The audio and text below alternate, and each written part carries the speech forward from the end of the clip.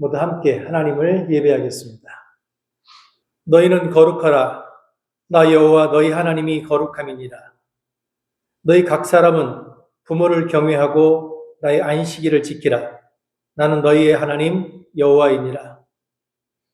우리를 사랑해 주시는 하나님, 오늘도 우리는 주님의 은혜를 사모하여 예배의 자리로 나왔습니다. 오순절 마가의 다락방에서 기도하던 제자들에게 불처럼 비처럼 임하셨던 성령님, 오늘도 이곳에 임하셔서 예배하는 우리 모두의 심령을 뜨겁게 변화시켜 주옵소서. 예수님의 이름으로 기원하옵나이다. 아멘.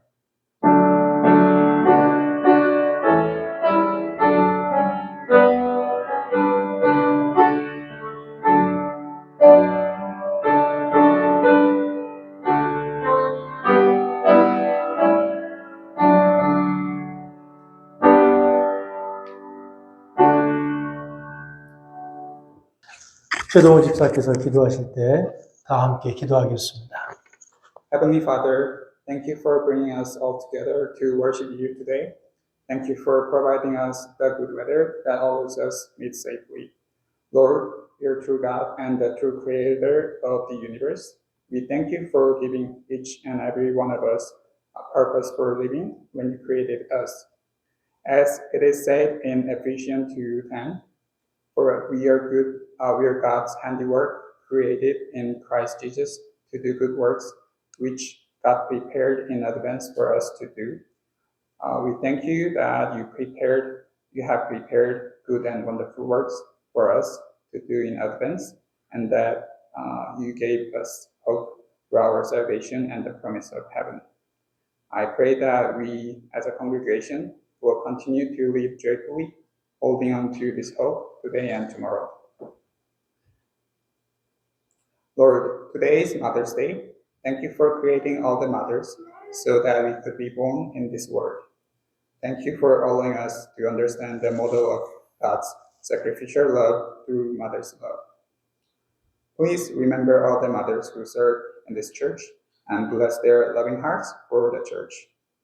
Lord, take charge of the lips of the pastor who delivers the message today, and remember each soul who could not make it to today's worship. Please extend your healing touch to the members who are sick in body and mind, and give a comforting heart to their families. We give thanks and pray all these words in the name of our Lord Jesus Christ. Amen. 오늘 우리에게 주신 하나님 말씀 마태복음 4장 1절로 11절, 마태복음 6장 9절로 13절의 말씀입니다. 그때 예수께서 성령에게 이끌려 마귀에게 시험을 받으러 광야로 가사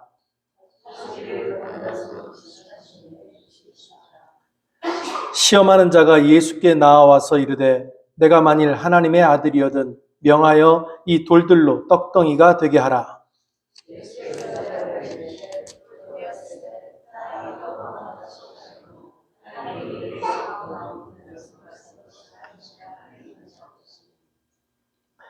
이에 마귀가 예수를 거룩한 성으로 데려다가 성전 꼭대기에 세우고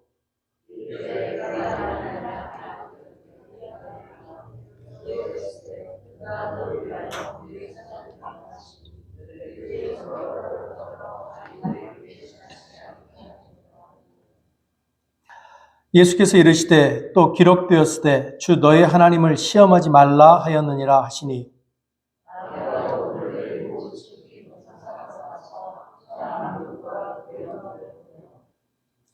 이르되 만일 내게 엎드려 경배하면 이 모든 것을 내게 주리라.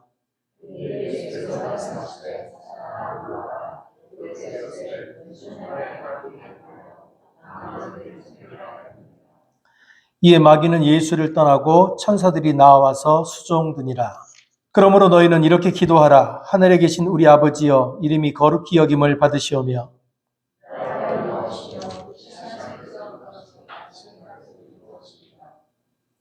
오늘 우리에게 일용할 양식을 주시옵고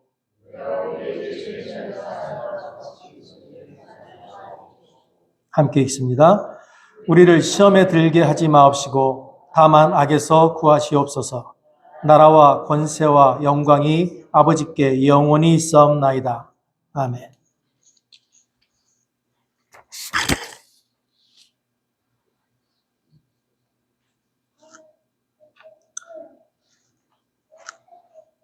주기도문은 제자들이 하나님께 기도를 가르쳐 달라고 했을 때 예수님이 제자들에게 가르쳐 주신 기도입니다. 그런데 이 주기도문을 읽다 보면 약간 이상한 느낌이 들 때가 있습니다. 기도문 한가운데 기도를 하는데 이렇게 기도합니다. 일용할 양식을 주옵시고. 하나님께 기도하라고, 기도를 가르쳐 달라고, 무엇이 참 기도냐고, 참 기도를 가르쳐 달라고 그랬더니 기도한 중간에 일용할 양식을 주옵시고 라는 문구를 넣어 놓으셨어요. 주님이 말씀하시는 일용할 양식이 뭡니까? 이 일용할 양식은요, 말 그대로 우리의 육체적 생존을 위한 음식을 말합니다. 그런데 주기도문이 말하는 이 일용할 양식은 우리의 육체적 생존을 위한, 그래서 먹어야만 하는 음식뿐만 아니라 인간이 자신의 삶을 유지하는 데 필요한 모든 것들이 포함되어 있습니다. 제가 지금 말씀드리는 인간이 삶을 유지하는 데 필요한 모든 것이라고 하는 건 기독교인의 관점에서 말씀을 드리는 겁니다. 기독교인의 관점에서 인간이 삶을 영위하는 데 필요한 모든 것이라고 하는 건 우리가 에덴에서 잃어버렸던 그 구원을 회복하는 것을 말합니다. 에덴에서 잃어버렸던 일, 그것을 회복하는 일, 그 구원이라고 하는 건 우리가 하나님을 닮아가는 것, 우리가 하나님의 수준까지 성장해 가는 것을 의미합니다. 그래서 우리가 주기도문을 외우면서 하나님께 주님, 우리에게 일용할 양식을 주옵시고 라고 기도할 때 그 일용할 양식은 우리가 생존을 위해서 우리에게 필요한 음식과 함께 우리가 하나님의 형상, 하나님의 뜻대로 살아갈 수 있도록 그것에 필요한 모든 것을 우리에게 주시옵소서라고 하는 말이라는 겁니다. 인간이 하나님 보시기에 온전한 존재가 되려면 하나님을 닮아가는 삶이 필요합니다. 그러나 인간은 하나님이 아니라 오직 음식으로만, 순전히 음식을 소비함으로써만 하나님에 의해서 하나님으로부터 받을 수 있는 그 생명을 누리려고 하는 욕망을 가지고 있습니다. 하나님으로부터 자유로워지기를 바라는 인간은 끊임없이 하나님을 대신할 수 있는 음식을 찾았습니다.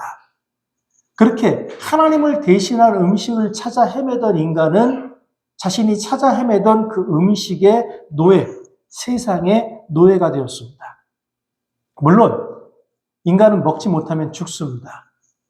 그러나 먹어도 인간은 죽습니다. 생명의 원천이신 하나님에게서 벗어난 채로 음식을 먹는다는 것은 곧 죽음과 신교를 맺는 것입니다. 4장 3절에 이렇게 말합니다. 시험하는 자가 예수께 나와서 이르되 내가 만일 하나님의 아들이여든 명하여 이 돌들로 떡덩이가 되게 하라. 예수님을 향한 이 사단의 시험은요, 아주 잔인합니다. 너무 냉혹하게 현실적인 문제에, 예수님이 지금 닥쳐있는 아주 현실적인 문제에서부터 악마의 시험이 시작됩니다. 현재 예수님은 40일을 굶은 상태입니다. 40일을 굶어서 허기가 극에 달아있는 그 예수님 앞에 나타난 사단은 극도로 현실적인 문제를 통해서 예수님과 하나님의 관계를 깨트리려고 합니다. 우리 삶도 마찬가지입니다. 기독교에는요, 삼위일체, 성육신, 부활, 은혜와 심판, 수많은 교리가 있습니다. 그런데 제가 생각하기에 여기 앉아 계신 또 저를 포함해서 우리 모두 중에 삼위일체, 성육신, 부활, 은혜와 심판의 교리를 완전하게 이해하고 있는 분은 실제로 한 명도 없습니다. 그러나 우리가 이런 교리들을 완전하게 이해하지 못한다고 해서 우리의 믿음이 흔들리진 않습니다. 물론 그것이 잘 이해되지 않으니까 때로는 갈등이 되고 때로는 교회에 나오는 것이 힘들 때도 있을 수는 있어요. 그러나 그것 때문에 믿음을 포기하는 사람은 없습니다. 다시 한번 말하자면 우리가 하나님을 향해서 의심이 든다고 하는 것은 우리의 지성 때문에 생기는 것이 아니라는 말입니다. 삼위일체가 이해되지 않기 때문에 하나님을 의심하지 않아요. 다시 본문으로 돌아오면 예수님을 시험하는 악마의 그 유혹은 아주 중요한 기독교의 교리, 유대인의 교리에서 시작되지 않고 예수님의 굶주림에서 시작됐습니다. 굶주림이라고 하는 건 우리 삶의 가장 중요한 현실이고 우리와 하나님의 관계가 친밀한가 아니면 깨졌는가를 판가름할 수 있는 아주 중요한 지표입니다.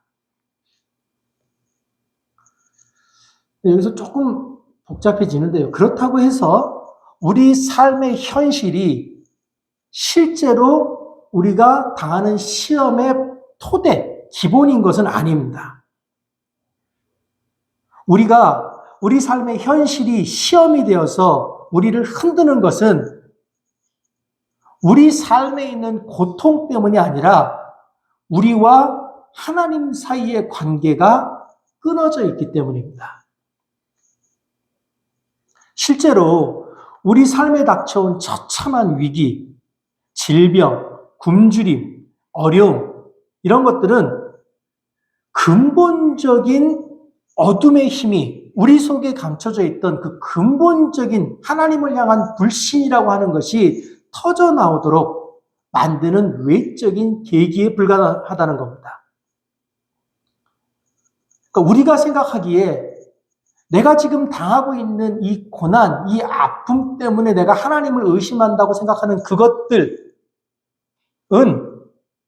시험의 토대가 아니라 우리 속에 있는 어두움이 밖으로 드러나도록 촉발하도록 계기가 되는 그 시발점이 된다는 거죠.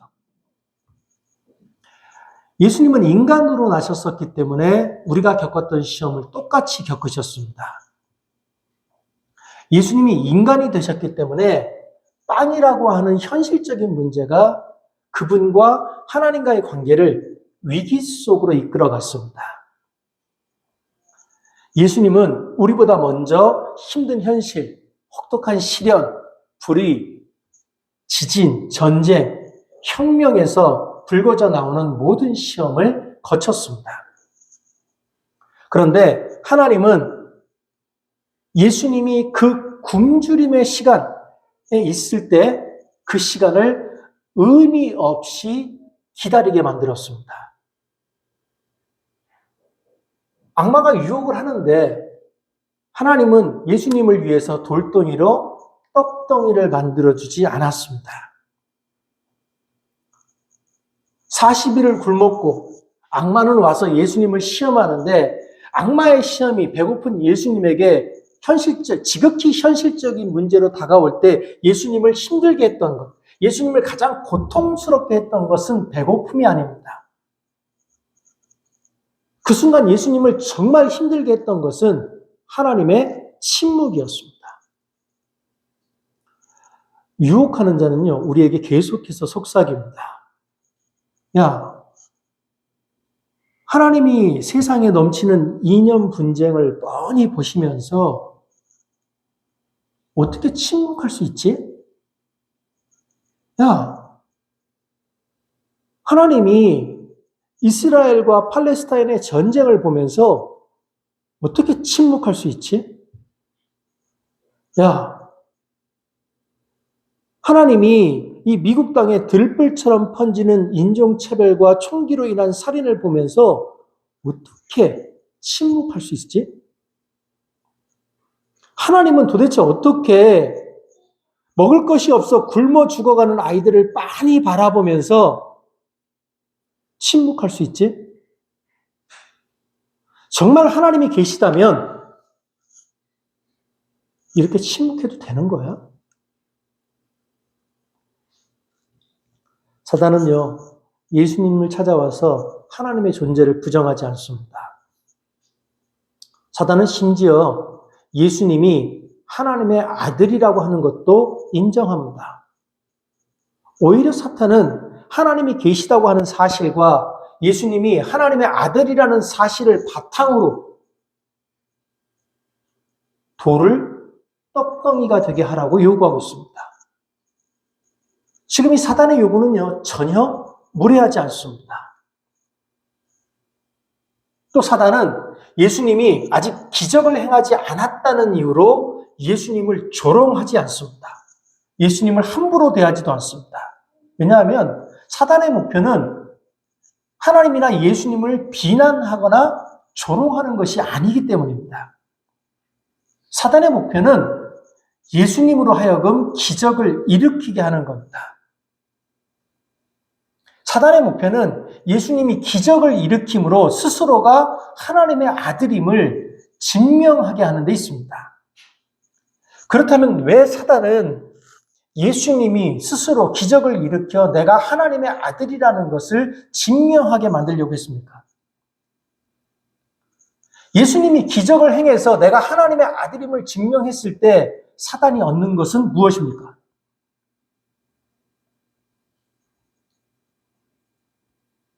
만약 예수님이 사단의 말을 듣고 기적을 일으킨다면 예수님은 사단의 명령에 의해서 기적을 일으킨 자가 되는 겁니다.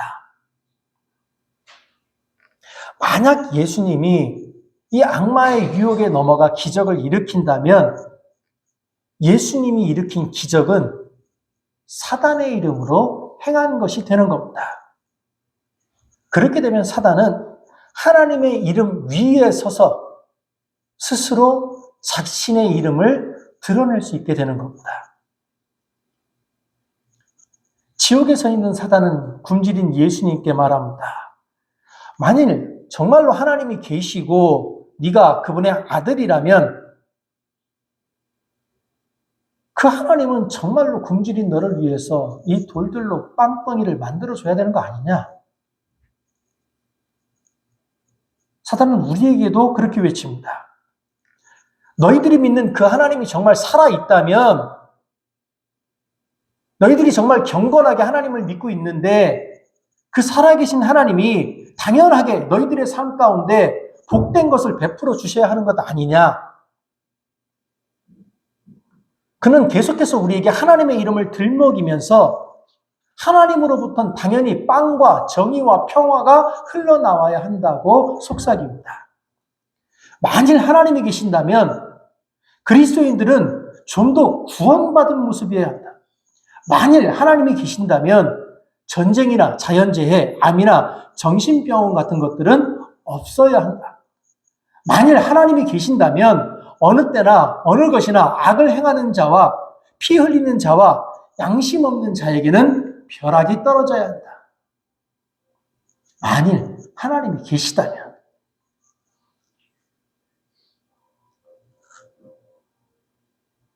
광야의 시간은 또 다른 시간, 곧 태양이 빛을 잃고 성전 휘장이 위에서 아래로 찢어진 그 시간과 일직선으로 이어집니다. 시험하는 자는 한밤의 어둠 속에서 다시 한번 십자가를 향해서 나아갑니다. 그리고 그는 예수님께 속삭입니다. 만일 네가 하나님의 아들이거든 거기서 내려와라. 그리고는 고통스러워하는 예수님께 계속해서 속삭입니다. 너 십자가에 달려 고통스러워하는 자여. 네가 만일 사명을 받은 자라면 십자가에서 내려와 우리를 인도하고 이 땅에 하나님의 나라를 세워라. 그것이 네가 할 일이다. 하나님은 빛의 하나님이다. 그러므로 너의 인생을 양지에서 사는 것이 당연하다. 너는 왕들과 위대한 자들, 현명한 자들과 강한 자들이 있는 곳, 민중의 목소리가 우렁차게 울려 퍼지고 그 목소리를 통해서 하나님을 찬양하는 곳에서 살아야 한다. 하나님이 계시는 곳은 십자가의 자리가 아니라 영광의 자리다. 그러니 너 하나님의 교회여, 십자가에서 내려와라. 그의 시험은 만일 내가 하나님의 아들이라면 이라는 말로 시작을 해서 만일 네가 나에게 절을 한다면 이라는 말로 끝납니다. 그는 이 두 문장을 통해서 자신이 세상에 평화를 가져올 수 있을 것처럼 말합니다. 그런 악마에게 예수님께서 이렇게 말씀하십니다. 예수께서 대답하여 이르시되 기록되었으되 사람이 떡으로만 살 것이 아니요 하나님의 입으로부터 나오는 모든 말씀으로 살 것이라. 예수님은 여전히 굶주린 상태입니다. 광야에서 40일을 굶주린 예수님의 이 굶주림은 인간의 모든 공경, 염려, 질병, 고통, 어려움, 전쟁의 참상을 대표합니다. 이 모든 고통은 굶주림을 통해서 예수님께 소리 지릅니다. 예수님의 굶주림은 인간에게 고통을 안겨주는 모든 시험의 고뇌가 자리하고 있습니다. 예수님은 굶주림을 통해서 세상의 고통을 짊어지고 계십니다. 예수님은 이미 십자가를 지고 있는 겁니다. 예수님 안에서 소리 지르는 것은 분명 굶주림입니다. 그러나 예수님은 우리가 만든 빵으로는 그 굶주림을 해결할 수 없다는 것을 알고 있습니다. 만일 우리가 우리의 손을, 그리고 우리의 손이 쥐고 있는 양식을 하나님과 혼동한다면 그것이 바로 악마의 유혹에 넘어가는 겁니다. 우리가 손에 쥐고 있다고 생각하는 그 음식과 하나님을 혼동한다면 그것은 하나님이 우리를 위해 주신 일용할 양식을 모독하는 겁니다. 그것은 자녀에게 빵을 주시는 아버지에 대한 믿음이 아니라 아버지가 주신 빵에 대한 믿음이기 때문입니다. 그것은 창조주가 아니라 창조세계에 대한 믿음, 농부들의 하나님이 아니라 농부들에 대한 믿음일 뿐이기 때문입니다. 그래서 예수님은 5,000명을 먹이신 후에 이렇게 말씀하셨습니다. 내가 진실로 진실로 너희에게 이르노니 너희가 나를 찾는 것은 표적을 본 까닭이 아니요 떡을 먹고 배부른 까닭이라. 참 쓰라린 탄식입니다. 인간의 비열한 손이 닿은 표적은 본래 투명함을 잃어버립니다. 인간은 그 표적 뒤에 계시는 주님을 보지 못합니다. 하나님은 그 표적을 통해서 우리가 하나님을 찬양하기를 바라지만 우리는 아무것도 아쉬울 게 없는 완벽한 포만감, 노곤함, 만족감만 느낄 뿐입니다. 우리에게는 우리 배를 채우는 빵이 하나님이고 하나님이 아닌 하나님이 주신 선물이 하나님일 뿐입니다. 시험하는 자는 예수님께 와서 하나님과 그분의 선물을 동일시하며 말합니다. 만일 예수님이 돌을 빵으로 만드셨다면 그는 아마 이렇게 소리쳤을 겁니다. 이 빵은 당신이 일으킨 기적이자 하나님이 주신 선물입니다. 그러니 어서 이것으로 당신의 배를 채우십시오. 그리고 그 하나님의 선물은 곧 불순종의 표적, 신뢰 없음의 표적이 될 겁니다. 굶주린 예수는 하나님보다 빵을 더 의지할 것이고 하나님의 말씀으로만 산다고 하는 것을 결국 믿지 못하게 될 겁니다. 이렇게 악마는 하나님이라는 사실 위에서 하나님을 위조하고 그분의 선물을 위조하는데 성공하게 될 겁니다. 그런데 예수님은 이 영리한 악마의 시도를 무력하셨습니다. 예수님의 말씀에는 우리가 빵과 고기에 대해 생각하는 것보다 높은 생각이 있고 우리가 생각하는 매일의 노동과 염려에 대한 길보다 높은 길이 있었습니다. 물론 우리는 그 길을 잘 알지 못합니다. 그러나 하나님은 우리를 그 길과 그 뜻으로 인도하십니다. 하나님이 어떤 길을 가든지 어떤 방법을 사용하든지 또 그분의 사랑이 암울한 구름에 가려져 있는 것처럼 보인다 할지라도 결국 그분은 사랑으로 평화의 언약을 지키실 겁니다. 그분은 인간의 모든 방황에도 불구하고 결국 그분의 자리에 앉으셔서 사랑으로 구원의 역사를 완수하실 겁니다. 하나님은요, 하나님이 우리에게 주시는 그분의 어떤 수단들에 매달리는 것을 원하지 않으십니다. 왜냐하면 그분이 주신 수단은 우리의 배를 불리는 것에 불과하기 때문입니다. 우리가 그 수단에 매달리는 순간, 그래서 오직 빵으로만 우리가 살 수도 있다라고 믿는 순간, 우리는 하나님을 떠나기 때문입니다. 하나님은 우리가 빵이 아니라 하나님 당신에게 매달리기를 원하십니다. 그래서 그리스도인은 굶주림 속에서 도무지 출구가 보이지 않는 고통 속에서 정치적으로, 교회나 개인적으로 돌파구가 보이지 않는 상황에서도 숨 막힐 정도로 갑갑한 이 국제 정세 속에서도 그 속을 살아갈 때도 내가 어떻게 이 앞길을 걸어갈 것인가에 대한 염려를 하지 않으면서 버텨내는 겁니다. 일렁이는 파도 앞에서도 소심해지지 않고 우리 눈에 보이는 구명투구나 다른 수단을 바라보며 거기에 희망을 두다가 물속으로 가라앉지 않는 겁니다. 예수님은 견딜 수 없는 굶주림 속에서 악마에게 말씀하십니다. 하나님의 언약, 오직 그것만이 나를 지켜준다. 나는 그 언약을 믿으며 빵을 보지 않는다. 나는 지금 너무 배가 고프다. 그럼에도 빵을 의지하지 않는다. 목이 너무 마른데 물에 매달리지 않는다. 예수님은 빵이 아니라 언약에 매달리셨습니다. 만약 하나님의 언약이 극한 굶주림에 빠져있던 예수님께 빵을 만들어 주었다면 예수님은 하늘을 우러러 감사하고 기쁨으로 그 빵을 먹었을 겁니다. 그러나 동일한 언약이 빵을 만들어주지 않았다면 예수님은 계속해서 굶주리면서도 하나님을 신뢰했을 겁니다. 그 굶주림의 시간에 예수님께는 오직 하나님의 언약만이 주인이었습니다. 우리가 삶의 현장에서 아무리 세게 주먹을 쥐어도 우리의 믿음과 신실함이 마치 모래처럼 우리 삶에서 빠져나가는 것을 경험하고 있습니다. 정말로 우리는 하나님을 믿는 믿음 하나로 우리의 삶을 버텨낼 수 있습니까?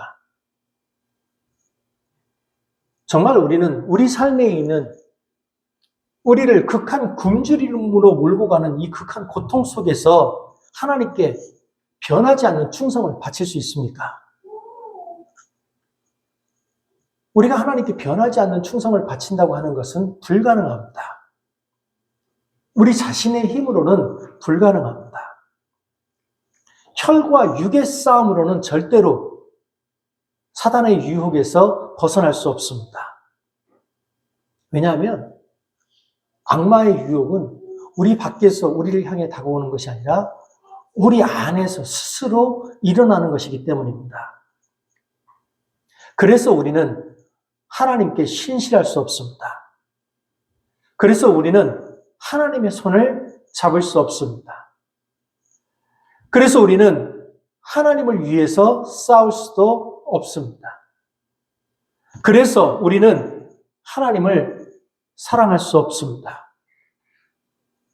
우리가 우리 안에 존재하는 그 악마의 유혹을 이겨내기 위해서는 오직 하나님이 우리에게 신실하셔야 합니다. 오직 하나님이 우리의 손을 잡아주셔야 합니다. 오직 하나님이 우리를 위해 싸워주셔야 합니다. 오직 하나님이 우리를 사랑해 주셔야 합니다.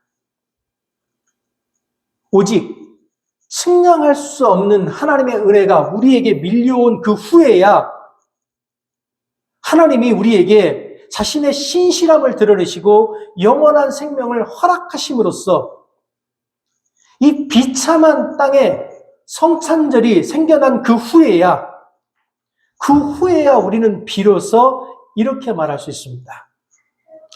우리가 하나님을 사랑하자. 죽도록 사랑하자. 우리의 혈과 육은 아무런 힘이 없습니다. 그래서 우리는 우리 자신의 이름으로 악마와 맞서려 하지 말고 우리를 도우시는 그 하나님을 찾아야 하는 겁니다. 그래서 주기도문은 우리에게 이렇게 가르치는 겁니다.